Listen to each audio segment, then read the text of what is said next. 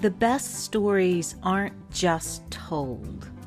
They are lived and carried in the rhythm of the land, the pull of the tide, and the weight of an ancient oak's shadow. Jason Chambers is a poet, a farmer, and a storyteller, someone who doesn't just observe the world, but listens deeply to it. Rooted in the Lowcountry of South Carolina, his words move like the rivers and shores he calls home, winding through themes of redemption, transformation, and the wisdom found in solitude with nature. In this episode of Relatively Stable, we learn how Jason's poetry became a kind of map, one that charts the past and brings him back to the present. We hear how Jason captures the stories held in the land, the water, and how we capture the stories in each other. From open mics to open fields, from loss to love, we explore what it means to bear witness, to stay still long enough to hear what the world and our hearts are saying. I'm Kim, and this is Relatively Stable. Today, I'm having a conversation with Jason Chambers, a person who I personally believe will be remembered as one of the best South Carolina poets of this era. He also just happens to work at a horse farm. Thank you so much for taking the time to sit down with me today, Jason Chambers. It's a pleasure to be here. I was just talking to you about how I stumbled on your work, and it was an Easter Sunday, and I was sitting in my riding ring. I was recovering from surgery, and I had lost all my inspiration. I didn't know how to find my way back.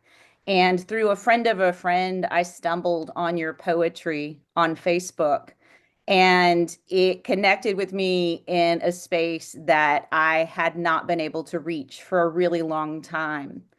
And I have been talking about like the premise of Relatively Stable. The premise of this podcast is showing people that transformation is possible in their lives, helping people find a way back to their inspiration and their creativity and connecting with the natural world. And it just so happens that you also have been working with horses. So it just all came together. I wanted you on here for your poetry and talking to you about your work, but you are also with horses. So that connects with our greater community. Can you tell me a little bit about your life in the Lowcountry? Currently, I work two jobs. I work at a horse farm with maybe 20 horses. They are fairly expensive dressage horses. There was a competition recently, and almost every one of them went, and almost every one of them won some kind of award in their category. So the owners and the people that ride them are fairly serious and sophisticated about their relationship and their knowledge, which is nice and intimidating as someone who didn't grow up with horses. I've always been an animal lover, but I don't have that particular experience. I'm there several days a week. I also have a job at an organic vegetable farm that I work on Mondays, and that is also something I'm really proud of. It's a really beautiful place. Everything they grow out there is just that we grow is stunning, and I'm learning a lot. It's knowledge I bring home and I use to feed our tiny family to the extent that I can. That's how I bring money into the house for the most part. But what I think of as my true profession, first and foremost, I'm a father. Recently, my little girl is 13 months old, and with her mother, I grow flowers and a few vegetables for us to eat. But the flowers for bouquets for florists in a little farm on Johns Island, South Carolina. We rent space to put our camper. We have part of a greenhouse we're allowed to use, and the rest of it is just sort of an empty field, or it was an empty field before we moved there, and now it's full of beauty, and we're really proud of that. Have So you always been in the Charleston area? I I was born here. I grew up here. I went to high school here, to college here at the College of Charleston, but I left after college. I worked a few years in construction and then was sort of induced to go to law school. I had a friend that went straight into law school right out of college, and I spoke to her a couple of years later, and she seemed to think I had an aptitude for it. And I said, well, my grades weren't very great in college. And she said, well, just take the LSAT. And if you do well, you can go. And if you don't, you can't. So no harm in it. So I took the LSAT and I did well. And at the time, I thought it would be a good way to be useful, to be able to help people that found themselves in situations that, frankly, I by then had found myself in trouble with the law and being sort of matched by a system far more powerful than any one of us is. That was very appealing to me. I applied to exactly one school, which was Loyola in New Orleans, because it was a Jesuit school that offered loan forgiveness if you did public interest work after graduation. And that was my intention. That was my only intention in seeking a law degree, was to find some way, like I say, to be useful. That did not turn out the way I planned, thankfully. I had just started my third year of law school when Hurricane Katrina hit New Orleans. I lost everything I owned. The home I lived in was destroyed. All my possessions were gone. The car that I had, which was in the shop, was never even recovered by the insurance company. That shop ended up 13 feet underwater. And it was an uninvited and at the time unwelcome complete reset of my life. But it also saved me, because another thing that I picked up in New Orleans was a pretty serious heroin habit. I would go to law school in the daytime. I would come home. I would do my homework, and then I would use dope until I fell asleep, and then I'd get up and do it over again, and very quickly developed uh, physical dependence that required me to constantly have it or be sick. And that was, I don't think it's a mystery to anybody what that does to someone's life or their soul. But I was able to maintain my grades, to, for the most part, maintain the appearance of being a diligent and zealous law student. I was liked in my classes. I was liked by my professor. I made good grades. And I don't doubt that if not for that hurricane, I would have obtained that degree and I would have been practicing law as a very, very heavy intravenous drug user. And of course, the legal profession, like so many others, involves a tremendous amount of trust, and you very often hold people's lives in your hands, your own clients first and foremost. And I am extremely grateful that I was not put in the position to abuse that trust, because whatever my intentions, whatever the nature of my own heart, which I do have faith in, that addiction robbed me of a lot of willpower. It took away my ability to make decisions with other people in mind. If for no other reason, because you get to a point where you need $100 a day or $200 a day or wherever it gets to, you start to cut corners to get that money. And I saw where that led just as a student. I can only imagine what that would have looked like as a legal professional. So when I left New Orleans, I ended up Tucson, Arizona. I had a friend there that did trail maintenance for the Park Service, and he would be gone for weeks at a time and allowed me to stay at his home. But that was a 30 or 40-minute drive to the Mexican border. Not to get bogged down in the economics of narcotics, but they're much cheaper on the south side of our border than they are in the north. And I started out making one trip a week, and that became two or three. And after a while, I just stayed down there in Nogales, which is a border town in the state of Sonora, Mexico, just south of Tucson. And that was, if there was a low point in my life, I would say that was it. I was there to use heroin. That was the only reason I was there, was to attempt to keep my life going as an addict. And And how long were you there after Katrina? in Mexico, maybe 6 months.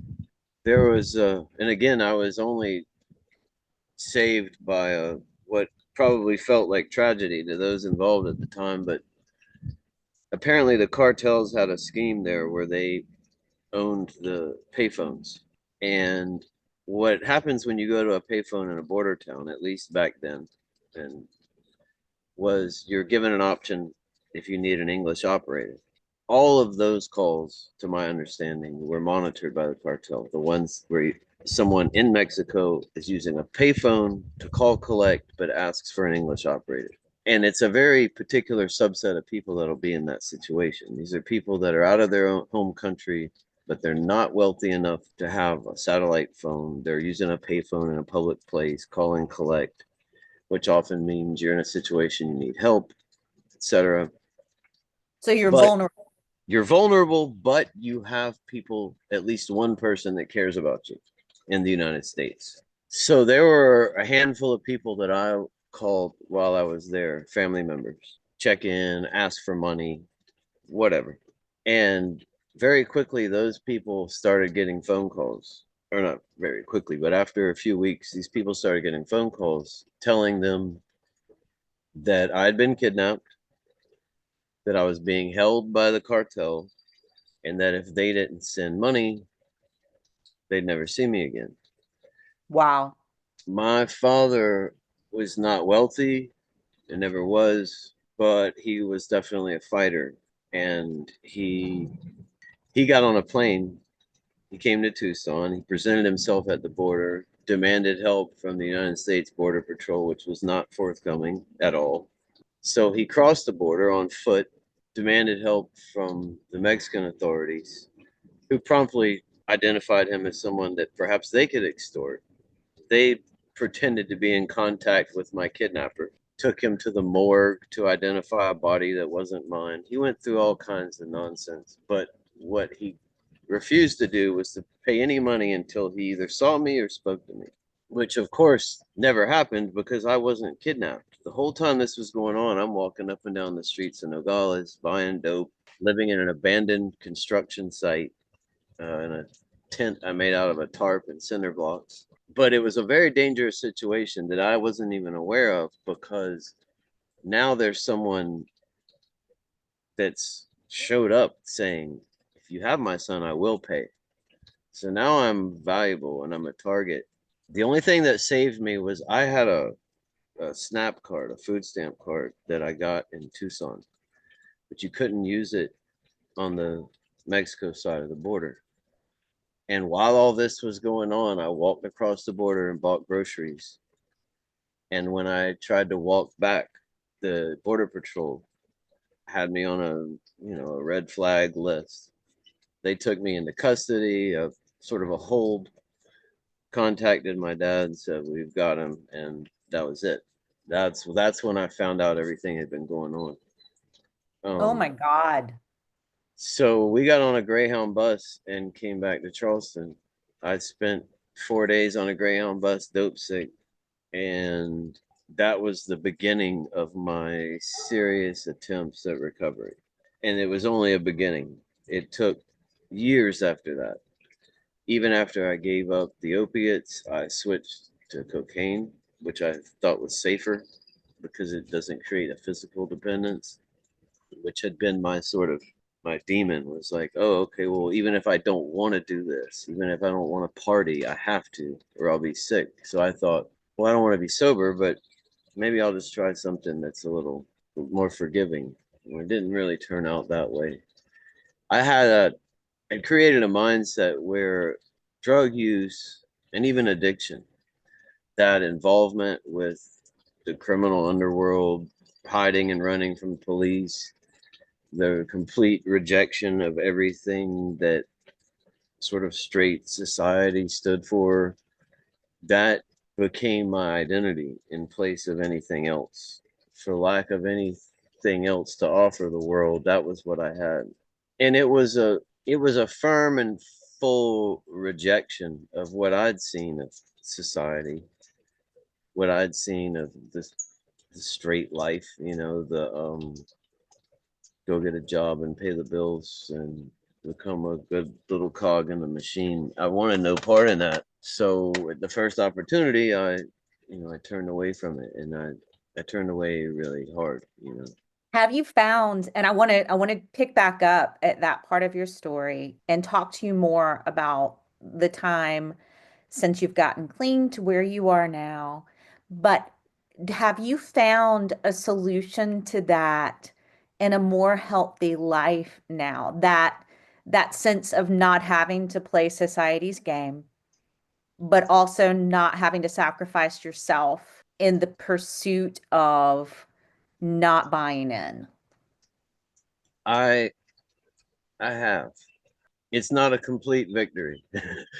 What I sort of arrived at that works for me is an almost complete and total immersion in nature at every opportunity I get, including in my choices of where to live, where to work, how I spend my free time. It's a deliberate pulling back from civilization, from development, from the things I find most distasteful about society. I just don't really get involved in, to the extent that I can avoid it. I do.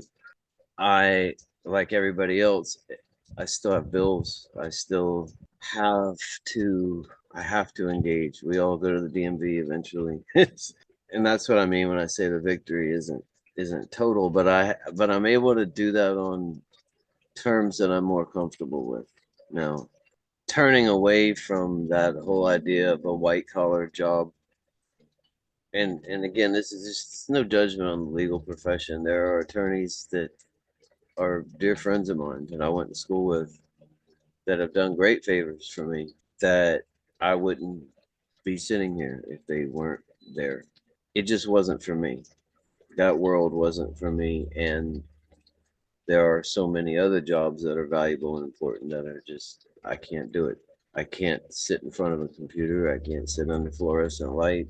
I can't honestly be inside the same four walls over and over again. I tried working in kitchens for a while as a younger man, and it just, as beautiful and important a thing it is to feed other people. I'm not cut out for it. And I've gotten better at honoring, what feels good to me, at finding the ways that what few talents I have sort of line up with how I can get those bills paid. That helps a lot. But it's also a fundamental shift in perspective. I've come to sort of embody my belief that at the end of the day, what I do for those hours that I'm on the clock somewhere is not really that important. It's not the most important thing about me. The time I spend in our fields at home, the time I spend with my daughter, with my fiance, with the family members that I still have left that I spent so long disappointing, the times I spend writing and reading poetry in public, which I do occasionally, that that's where I find my humanity. I can be myself at work because I've now found jobs that align with my values and let me use my body outdoors to be with animals, to work with the land. But at the end of the day, I'm much more myself when I leave those places. Mhm. It's when I have the freedom to, when I get in the truck at the end of the day, and I can drive anywhere I want, but where I choose to go over and over again, 100% of the time, is straight to the little sanctuary that we've made of our lives, home to my family, to our plants, to our animals. And that's where I want to be. That's what matters to me now. And when we were talking before we started recording today, and I was explaining that this podcast and my work starts with horses, but it's about so much more than that and the community that we've created here. My story's really similar not in similar details, but I tried to have all of the jobs that were lined up for me that were amazing when I left college.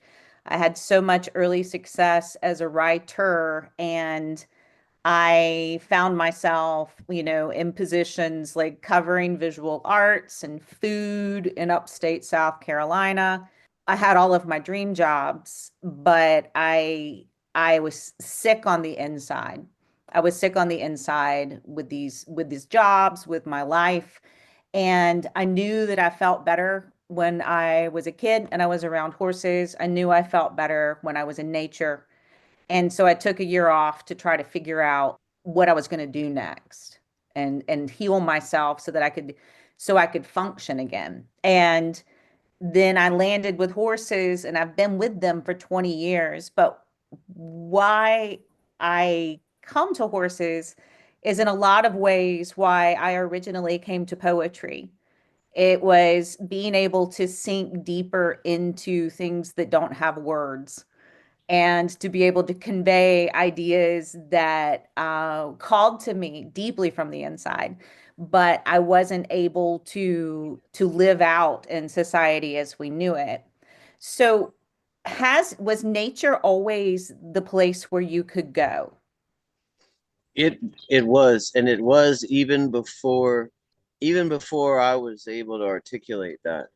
If you had asked me as a kid that question, I don't know if I would have answered in the affirmative. But looking back at the places and times that I felt grounded and safe and alive and without fear, fear was a big part of my childhood and even my early adulthood. But there were moments and places that offered respite from that, and they were camping in the mountains with my family. And while they were setting up the campsite, every year I would just walk off straight up the mountain and I would be allowed to go. I would always find my way back. And in the nighttime, I couldn't wait for the fire to get built. And I would sit by the flames. And at every trip, there would be some adult that would comment on, that boy, he'll sit by the fire and just look at the flames, and that's all he needs. And that elemental connection was incredibly calming for me back then. The neighborhood I grew up in was a sort of small ranch houses built in the late 50s, early 60s, maybe. But in the style of neighborhoods back then, there was a lot of trees left standing. There were very significant networks of ditches that ran behind the houses that were mostly overgrown. And I could climb my back fence and use those ditches to travel the whole neighborhood and connect to other neighborhoods and visit friends. And I would almost never use the street to travel. I would use the ditches, and it felt like a little jungle. Those are the memories for me that when I think back on my childhood, when did I feel safe? It was walking that ditch line. It was being in the mountains by myself, walking out in the middle of these Chimney Rock, North Carolina streams, going from rock to rock until I was as far out as I could be, and just sitting there, watching the water go by. And I never had a need to talk about it. I never really had a need for company Mhm. while I was doing it. It was enough to just observe. And that to this day, to me, is so incredibly valuable. If I'm sitting by a fire and somebody comes and sits next to me, I'm grateful for the company, but I'm also secretly hoping that they don't start talking. It's when I'm in nature, I just have this overwhelming feeling that this is enough. We don't need a soundtrack. We don't need to narrate it. We don't need to talk about it, except maybe when we get back home. It's while I'm there, it's enough to just be and exist. And there's, as someone that tries to write about it, there I do find some tension there because I want to bring something of that joy to people. I want to bring something back and be able to offer it to others.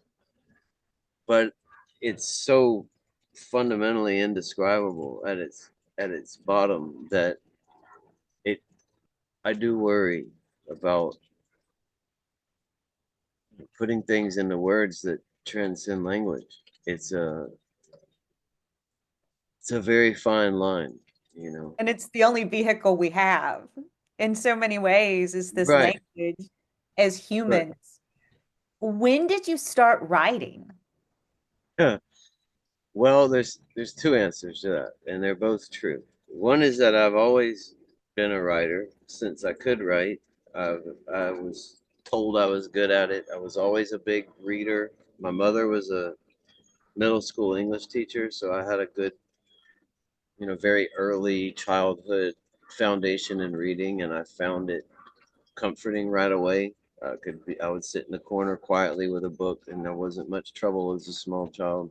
And as soon as writing became asked of me in school, like it is everyone, I found I had a talent for it and was encouraged in my writing by almost every English teacher I've ever had. They were all unanimous that, okay, well, you're better at this than we typically expect from your age or whatever. But it wasn't something that I took seriously until I stopped with the drugs. When I finally let go of addiction, and the way that happened, if I can summarize it quickly, Absolutely. I'd been in treatment for a couple of years, went through methadone treatment for the opiates, and continued that treatment because of the counseling that was offered there. They required once a month. I was going once a week, and I was taking it as seriously as I could take anything. I was incredibly honest with my counselor, and I'm very grateful for him. But I was, it would be two steps forward, three back, that kind of thing for years. And one night I went out to Folly Beach. The beach was always a place of solace for me. It wasn't somewhere I would go to use drugs. It was always sort of a clean encounter with something more powerful than me. I have to just for a moment just interject to say my uncle and aunt lived on Folly, and I grew up in Charleston in the summers with them. And I have had more transformative experiences on that beach than really anywhere in the world. And so I just want to say there's something about that place that's always called beyond me. It's a very powerful place. The beach as a town is a really special community, but I've always been one when I go to the beach, I want to be facing the ocean, and if there are other people out there, I want my back to them so that I can sort of pretend they aren't there. And if I got to go in the water and stay there for that to happen, that's what I do. This was an afternoon I went out there. I had maybe 2 days clean, which at that time was a miracle. And I was feeling pretty good. And I just wanted to go out to the beach and kind of hold on to it for a minute. I thought for sure that it was temporary. And I thought, well, maybe this is something I should just go enjoy. And I got out there and I just stayed. I just stayed on the beach, and it got later and darker.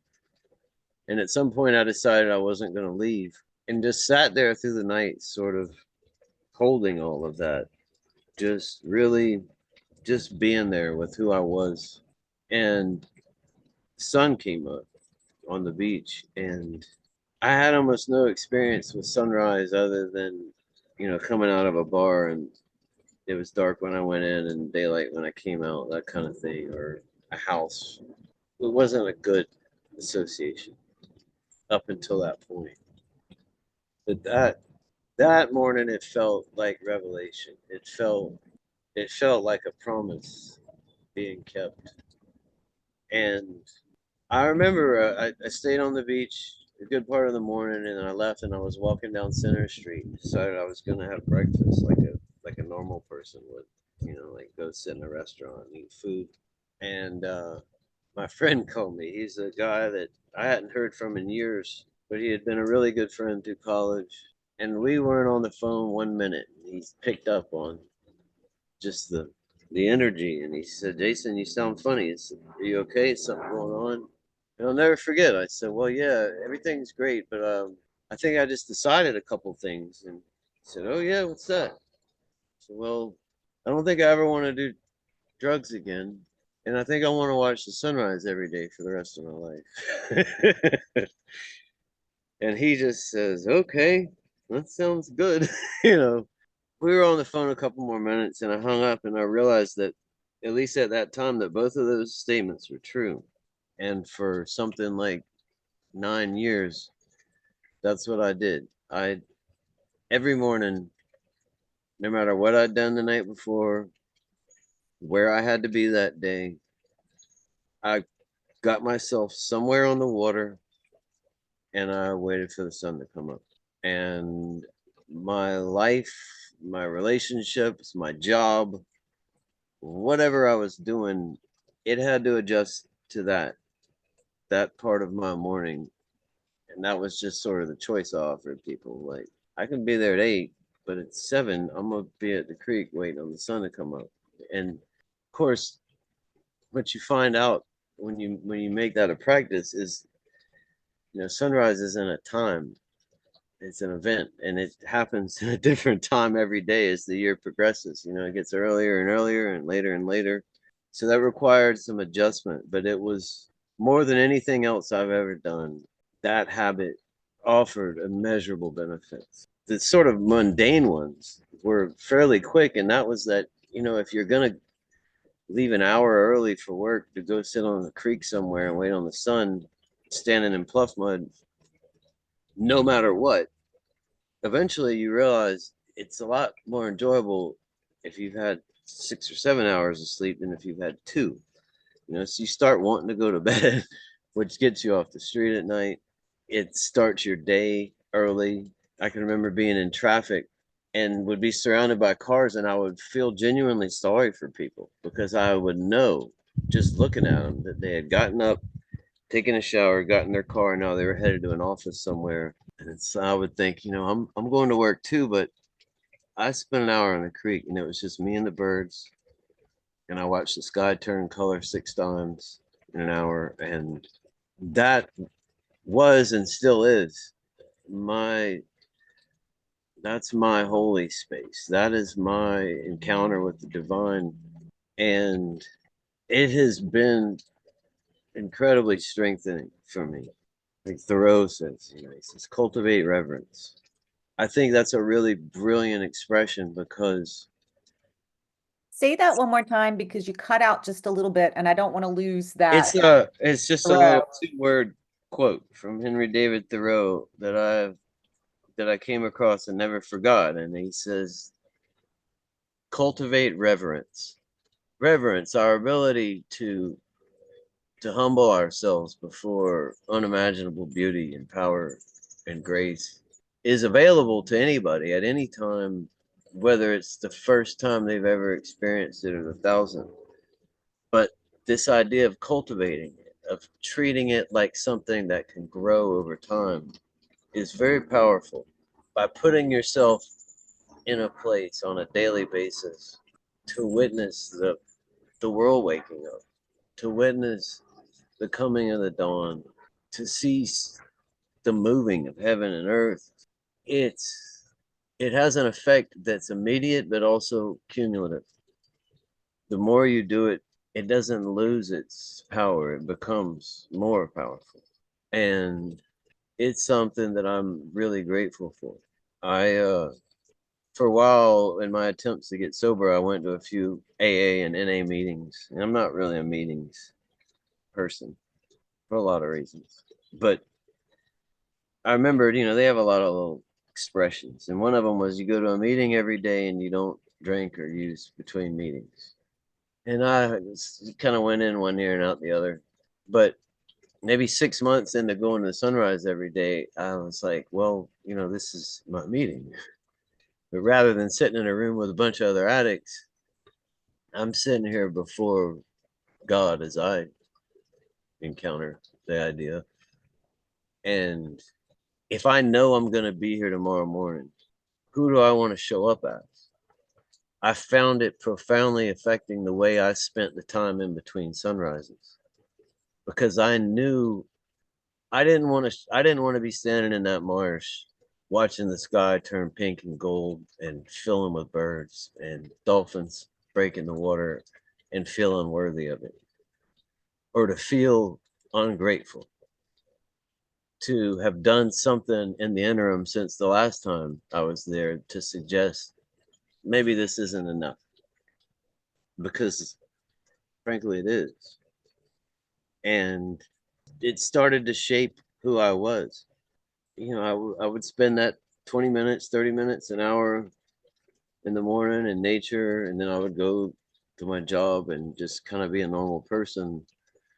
But it sent tendrils out. It sent roots out into the rest of my life.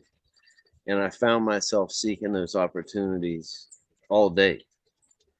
If I had 5 minutes, if I was at a doctor's appointment and I'm looking out the window and there's a little creek through the woods, and I'm like, well, I got 5 minutes. I could spend it in this waiting room, or I could just walk through that little gap in the fence and see what's over there. Mhm. Um, and that's the person that I've become. If you take me to a party somewhere and you can't find me, I probably walked straight to the edge of the yard and into the woods, and I'll be back when I'm back. But that's where I'm comfortable, and I'm okay with that. It's saved my life. So maybe I'm not capable of being the person that I thought I should be, that my dad wanted me to be. But if the choice is death or this, that's no choice at all. And that is pretty much the choice I had. What I was doing was not working. That was the counselor I mentioned. That was one of his favorite questions. I would give him some long explanation and justification of why I do this and that, and I don't do this, and I don't do that. And he would just let me talk, and he'd say, well, how's that working out for you? Which of course was a rhetorical question, because we both knew why I was there. And it's one that I've had occasion to ask a few friends since then. You know, how's that working out for you? What do you see? What are these choices doing for your well-being? Not for your bank account, not for your climb up some imaginary ladder, but how does it make you feel on a day-to-day basis to keep making this choice? And I think it's a very informative question to answer for yourself. At least it is for me. And Um, your father, I've noticed in your writing, your father's spirit is very much present. hmm. When did he pass? It's been maybe 3 years now. I'm bad with dates and with chronological order of things. It's been at least 2 years. He did live long enough to see me clean. He lived long enough to meet Juliet, the mother of my child, my fiance, which I'm grateful for. He's someone that grew up poor, grew up in an abusive household, an alcoholic household, left home as a very young man, 15, and sort of spent his life trying to make up for those inadequacies that he was born into. Always wanted to dress nice, always wanted to have the appearance of financial stability, if not wealth, even when it was an illusion. Always wanted us to have a house full of presents on Christmas, even if they would sometimes have to go back to the store 2 weeks later, or if the lights would get turned off in January, which they often did.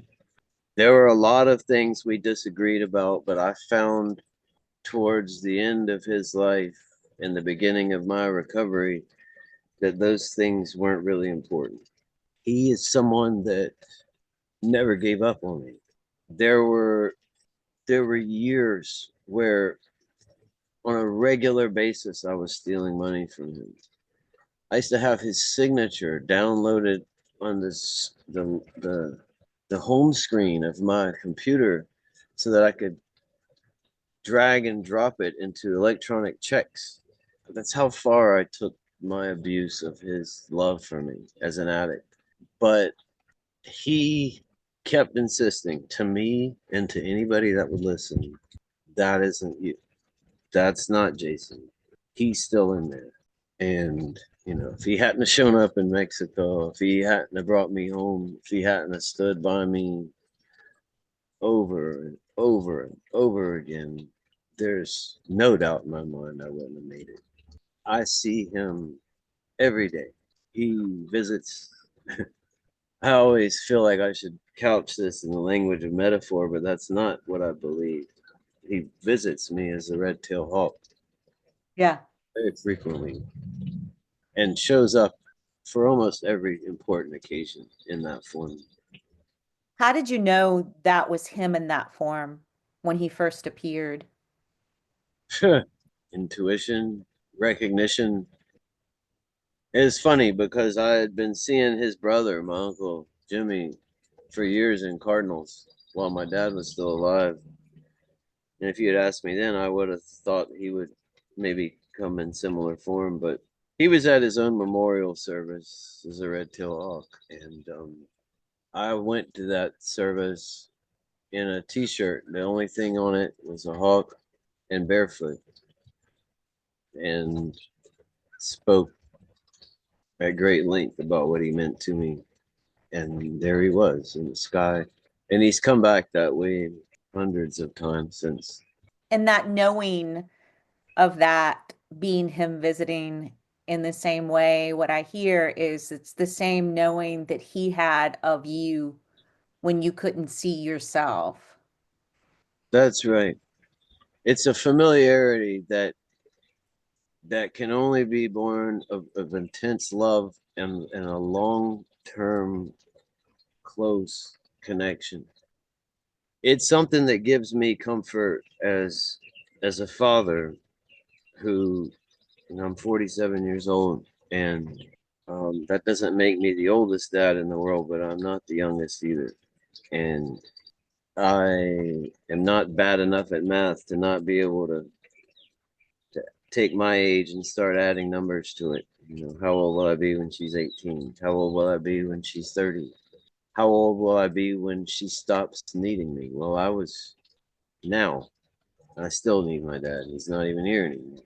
I worry about these things, but I know that I'll be able to be there for her the same way he's there for me. And I am doing my best to spend every second I can showing her that, showing up in ways that are complete and honest, letting her see me cry when she needs to, being strong for her when that's what's called for, and also just opening her eyes to the natural world. I don't want her to have to wait until she's in her 30s to find all this. She's she's got it now already. And I might not ever offer her a financial head start in life, but I think this one will be much more valuable. Absolutely. To see that connection, to see that nothing really dies, it's just transformed. Tell me, have there been any really defining moments with the two of you being in the natural world together? Well, there's a couple that come to mind. She, you know, when you have a baby, this is not, I'm learning it day by day. I just have no foundation for any of this. I learn it as it happens. But there's all these things where it's like one day they don't do it, and then they do. and it's things I would never think about. I will, I know about milestones like walking, talking, things like that, but there was a day that she had never pointed at anything, and then one day she did it, and then there's everything after that. And I've always found great joy in the times when the moon and sun are in the sky at the same time. That sort of daytime moon, and I don't know why. It could be that there's an Eric Burden song, Sun Moon, where he says, I have the sun on one breast and the moon on the other. I always found that to be a powerful image. But we were walking through the field and I was carrying her, and she just pointed. And I looked down her finger at what she was pointing at, and it was the moon, just over the tree line. And maybe it's the last 5 minutes of the day. And it just brought me to my knees. It it seems like such a small thing, but it was really powerful. And now you sit in the yard with her, and it's just every bird. She shows me birds all the time that I don't know are there. I'm looking down at a book or whatever I'm doing, and she points, and I look up, and there's a crow, there's an eagle. We live in sort of a transitory space. There's fields because it's been used for agriculture and is being used for agriculture. There are woods, but it's also right at the edge of the salt marsh. And there's a lot of back and forth traffic with the birds in the mornings and in the evenings, going back and forth from the places they sleep, the places they feed. So a lot of times they're only there for a second, they got somewhere to be. And she's just really great at alerting me to their passage, which is nice. So she is purely observation. It's yeah, and that's another thing that I've really enjoyed is I've from the very beginning I've carried her on walks through the woods. I've carried her to the marsh for the sunrise with me, and in the low country we have these oaks that are hundreds of years old, just beautiful trees with so much presence, so much knowing in their bones. And as soon as she was able to use her hands to touch, I would take her to these trees and let her touch them. And right away she took to it. And now when I walk through the woods, she will reach out. She'll make me stop so she can touch a tree. And it's just it's it's That's beautiful. everything. Yeah, yeah. I feel her watching me the way she watches the world around us. And I want I want that example to be one I can be proud of, but also one that will be useful to her. And it encourages me when I see some of my habits, my reverence for the natural world show up in her even at 13 months. It's a real gift. And it's one I'm glad I got to live long enough to see. Mhm. And you have all, from what I have discovered through your poetry, you have had these amazing connections with kids that have came through your life. Yeah. Kids, friends, kids of, they show up in your poetry. And the way that you're able to actually capture without oversimplifying that ability of children to be able to come to the natural world and experience awe is what really this those moments in your writing really connected with me. Because we talk all the time about going back to a child's mind and going back to being able to tap into those things that we carried with us from birth that get written out of us as we age. But the way that you're able to not lose that deep wisdom that children are bringing is lovely. You're not ever simplifying it. I've found them to be I could talk for hours about the kids that have come into my life seemingly just out of nowhere and just taught me, held me up in ways that I would never have imagined possible. But but one thing I found really early on in my attempts to live a life that I could be proud of, that I could tolerate spiritually, was that they weren't interested in my story. There was no, okay, well, where'd you go to school? Okay, well, what are you doing with that degree? Well, how much money do you have? It was none of that. It was, how present are you in this moment? Do you listen when I speak? Do you care about what I say? Will you engage in play, in make believe, or more importantly, will you engage in complete truth with me when I need that? In honesty? Do you sugarcoat things? Do you lie to me because I'm a kid? Those are the things that are important to them. They're not interested in what mistakes I made last year. And I found that to be incredibly reinforcing. One of the first places I lived on Johns Island was just a beautiful place surrounded by water. They actually have kids' nature camps there. But the daughter of the property owner, she was 8 at the time, and we just immediately became close friends. And this is a child who, like my own daughter, was immersed in nature from birth, was given the freedom to play in the woods, to climb trees, to trust her intuition, to talk to animals. And she, her judgment about me, of me, became so important. And I would come home from work and she'd be there waiting for me. There was one time I came home and she was standing in my parking spot and she said, I just started to walk to the back to the woods, but the birds told me you were almost here. This was a 9-year old then. She had names for some of the trees out there. But what I found with her was that the way she saw me was based on how I treated her, how I showed up for her. Was I willing to let down the mask of adulthood? Was I willing to be wrong? Was I willing to be goofy? Was I willing to do things I was bad at? Her favorite thing to do was to make me dance because of how bad of a dancer I am.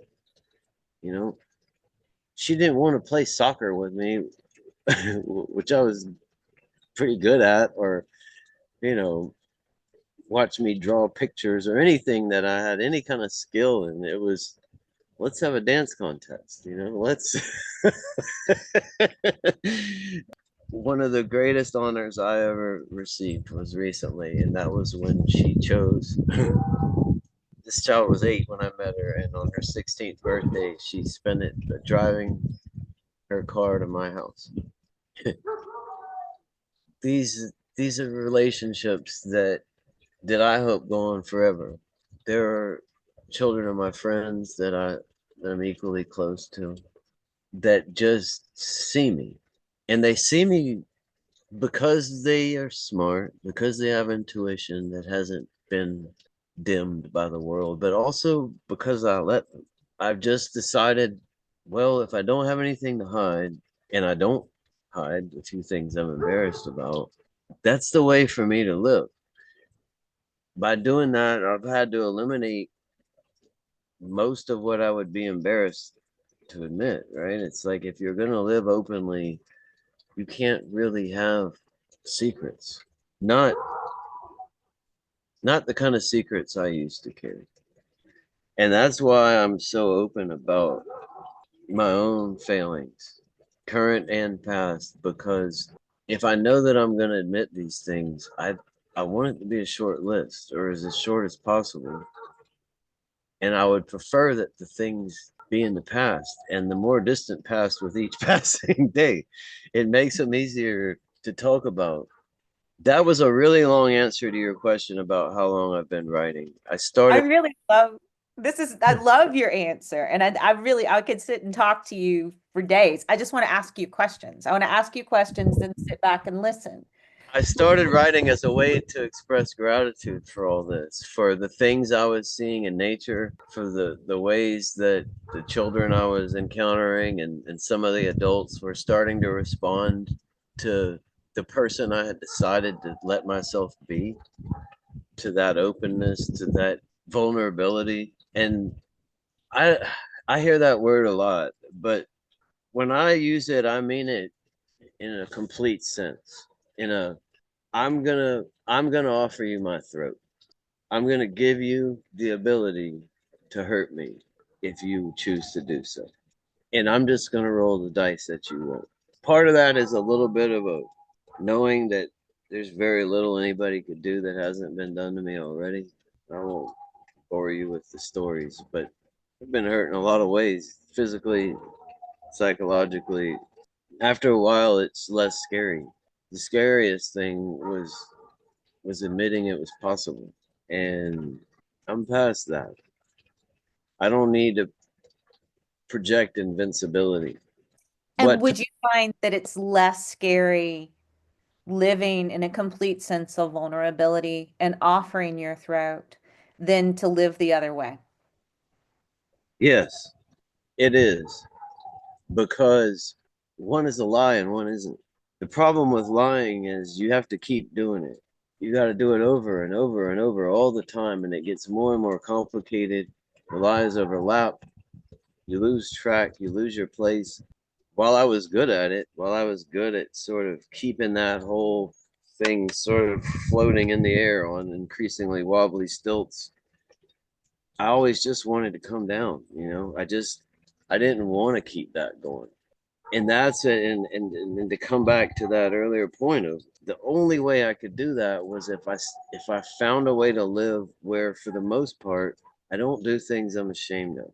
As long as there's that element of, well, I can show you 80% of my life, and then I gotta have this little private thing that's it's my dark secret.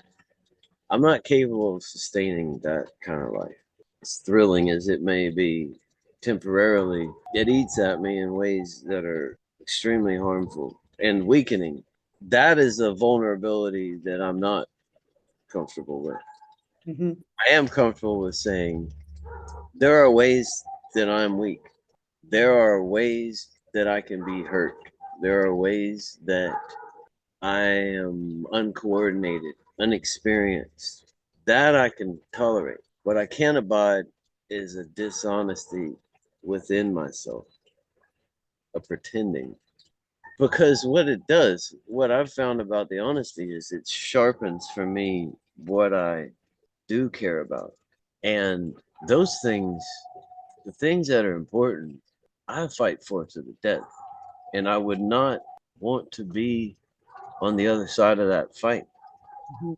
I'm entirely comfortable in my ability to defend myself and defend the people I care about because of the foundation. When it was all a lie, there was always this fear of like somebody's going to find out and it's all going to go away and I'll lose everything. And, I try to not get too comfortable. The only thing that's constant is change, right? But some things really are forever. I Yes. saw that when my dad died. What I learned from his passing was not a lesson in impermanence. It was a lesson in forever, in eternity. The Would you say impermanent that stuff is already that very love is that basis? right. We've got these principles, sort of fundamental laws of nature, the conservation of mass, conservation of energy, that tells us, or even the idea that every drop of water on earth has always been here. There's no new water. It's all just changing. Today it's a cloud, tomorrow it's inside you, the next day it's being drank by a plant, whatever. All of those things, this sort of dry scientific side of them, it's interesting. It's like a little mind game. But when you add love to that equation, that's when you get to be able to make statements like, well, nobody dies. Nobody really leaves. The ways that we imprint on each other have a permanence far beyond our physical forms. I've seen that in my own life with people that have gone on to the other side. And I sometimes get little glimpses of it from the other perspective. I mean, to hear from you a few minutes ago, to refer to poetry I wrote 3 or 4 years ago, I can remember being in the pandemic and sitting in a little John boat in the pond and just reading poems into my phone and putting them on the internet and thinking, what am I doing here? Why am I doing this? But because I didn't have an answer, it was sort of permission to keep doing it. Nobody was paying me. Nobody expected it, certainly. I hadn't promised it to anyone. It was just, here, you can have this. I'm And thank you for doing that. But that was going to be my next question. When did you start putting these poems out into the world? So did you start doing it more during the pandemic? Did you do it before? it was during the pandemic times. There was a small bar on Folly Beach, actually, called Chico Feo, that is a 100% outdoor affair. The only inside part of this bar is their bathroom. It's all outside. It's basically just a courtyard. So if the weather's bad, they have to close. But I was sitting at that bar one night and talking to a man who's now a dear friend of mine, but he was a retired English professor. And we were talking, and he says, "Well, you sound like a writer. Do you write?" And at that time, I had written 3 short poems, very short poems at sunrise, just sort of kind of like beach observational things. And I let him read them. I had them on my phone. And he says, "Well, you got to read this stuff in public somewhere." And at that time, I didn't even know there was such a thing as an open mic. I had no concept of that as as a phenomenon at all. And he sort of explains to me, well, there's just places, sometimes you can go and you don't have to be anybody famous. You can just, if you have something, you can read it. And there's the people there that like that kind of thing and they'll listen. And he says, well, you got your phone out. Let's see if there's anything coming up. And this was like a Wednesday night. So we type into the search engine, poetry open mic, Charleston, South Carolina. Well, 2 days later was going to be the first night of the first Charleston Poetry Festival that they were kicking off with an open mic, and it was being held at an art gallery where several friends of mine had studios at Redux Art Gallery. My background in college was in studio art, painting, and sculpture. It just felt like a safe place, and the timing was interesting. And he says, well, there you go. You're going to go read? And I told him I would. And that was early in my sobriety, and at that time my word was literally all I had. That was it. And I had already developed the habit of only making promises that I intended to keep. So I told him I would, and that meant I had to. And so I went and I read my 3 little poems, and it was a good long list of people reading, and they had an intermission, and I was the last one before the intermission. And at that time, I was still smoking cigarettes. And I finished my poem, pretty much walked straight out the door to the sidewalk, smoking a cigarette, just heart pounding. And this really sweet couple, they were in their 70s, came out the door and walked up to me on the sidewalk. And the woman said, would you mind reading that third poem again? And I'm thinking, well, they're older. I talk quietly. I probably mumbled my way through it. Maybe they didn't hear it. And they were really short. I mean, it might have taken me 3 minutes to read all 3 of them. So I said, sure. And I pulled it out of my pocket. I read it again. And when I finished, she kissed her husband on the cheek and said, thank you for reminding us why we fell in love. And then they went back inside. Wow. And I was just like, oh, okay. This is why I'm here. That was the moment I realized, okay, maybe I'm writing these things down because I'm grateful, because I want to remember, because I want to remind myself every time something beautiful happens, I don't want to forget it. Next time I spill the coffee, or the next time I wreck the car or lose a job, or whatever the next pseudo tragedy is in my life, I need to have a way to preserve all this in my unreliable memory. I want to make note of it and be grateful for it. That was my motivation at the time. But that night I realized, just like I need that, other people do too. And it can be helpful to hear it from somebody else. You know, whether you are a person that writes or that has these experiences or this same mindset or not, to hear it from someone else, there's something in that shared experience, that that recognition. Hearing your own heart in someone else's words is incredibly powerful, because those are the kind of moments that you can, when you're experiencing divine or even merely the sublime, you can feel incredibly alone. You can feel like, how could anyone else ever see this, feel this? And same with bottomless pain. It can feel very isolating. But to hear it out of someone else's mouth, and to feel like you aren't the only one, there's there's something really powerful in that. And it felt like a trust had been placed in me. Like, okay, well, maybe this is why, maybe I'm out there in the woods, maybe I'm out there at sunrise to save my own life, but the reason I can put it into words is maybe it'll help somebody else. So I And tell people now, I write for myself, but I read it out loud and I share it for other people. And that's when I was hooked. From that night forward, I just, I'll write something, and very often within 3 minutes of finishing it, I just sort of put it out, and it's like, there it is.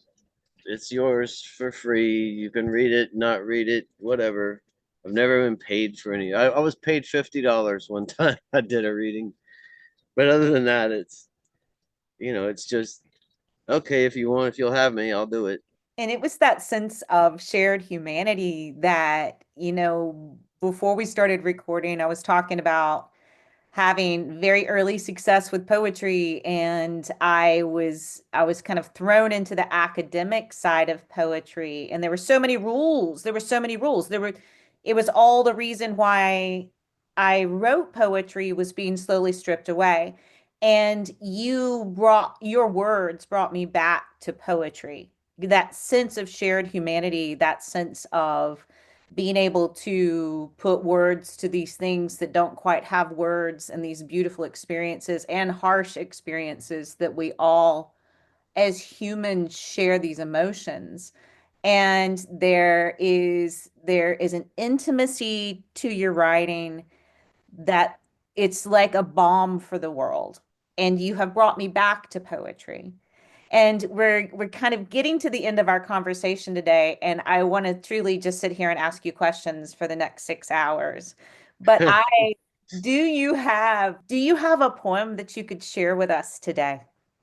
I brought a few, and it's funny, as we've been talking, I've thought of a few that I think the one I'll read. I wrote this when we were living out at Edisto River, and it was a very difficult period of semi-homelessness. This was a house that was sort of loaned to us while we were looking for a place to live.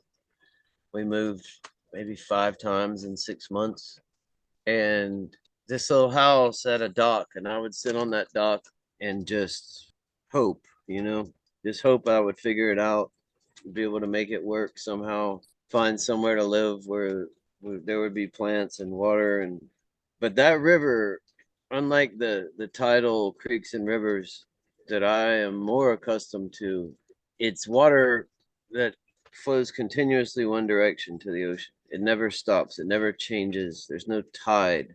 It's just always moving. And the only thing that changes is how much of it is there with the rainfall. And it can get really small and quiet, or really big and powerful.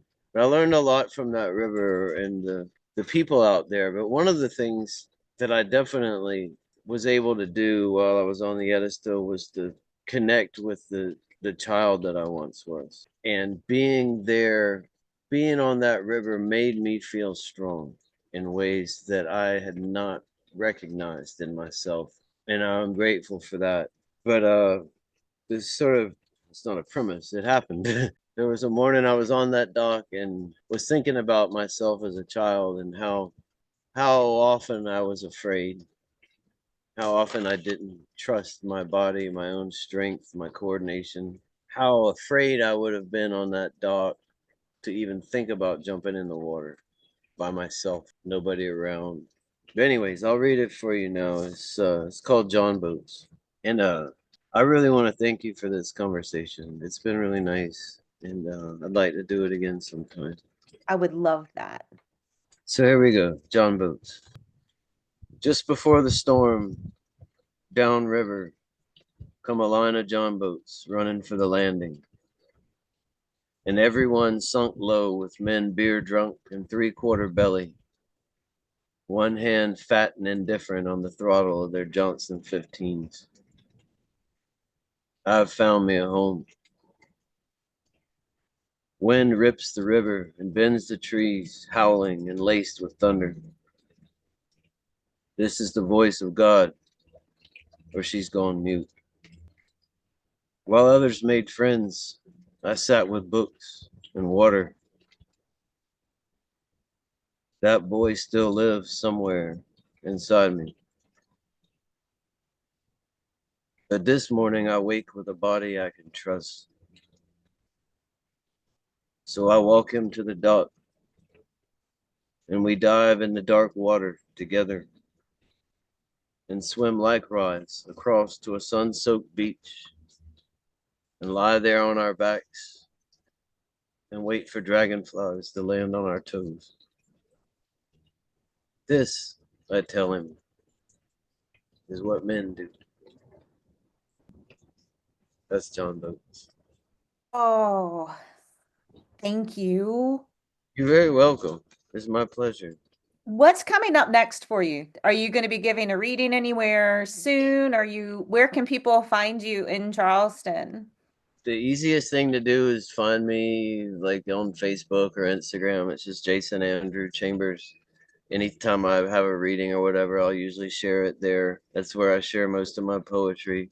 And The I'm going only to link to that and so people can find it in the show notes. I do have, and this will be the first place I've announced this, but we're doing a house show at the place where we live on the flower farm on April 13th. I'm going to read some poems, and our dear friend Bailey Bigger, who is a singer and songwriter from Arkansas, who's recently moved here from Nashville, going to play some music. And Bailey is a phenomenal musician, and she's someone that I've interacted with in a just from a place of deep respect and love for her writing. There's a lot of overlap in the things that we care about and the things we choose to write and talk about. And I think it's going to be really beautiful. Her good friend Claire Allen will be joining us playing the cello. We're going to put some chairs and blankets out by the pond and do like a little daytime house show outside. So that's April 13th in the afternoon, and there'll be more details forthcoming.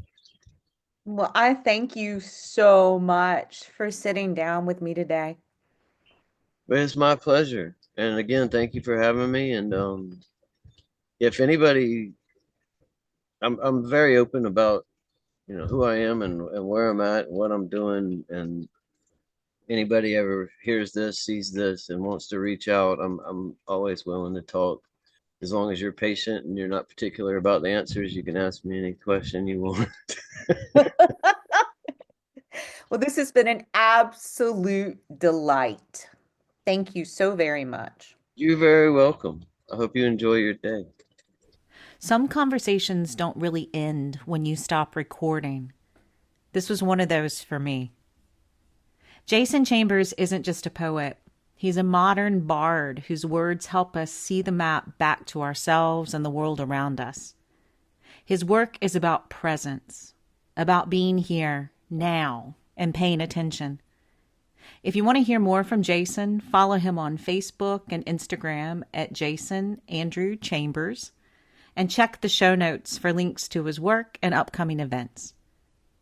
If this episode resonated with you, share it, tell a friend, post about it, help spread the word about Relatively Stable. These are the kinds of conversations that grow when they're passed from one person to another. And if you want to hear more, make sure to follow or subscribe wherever you get your podcasts.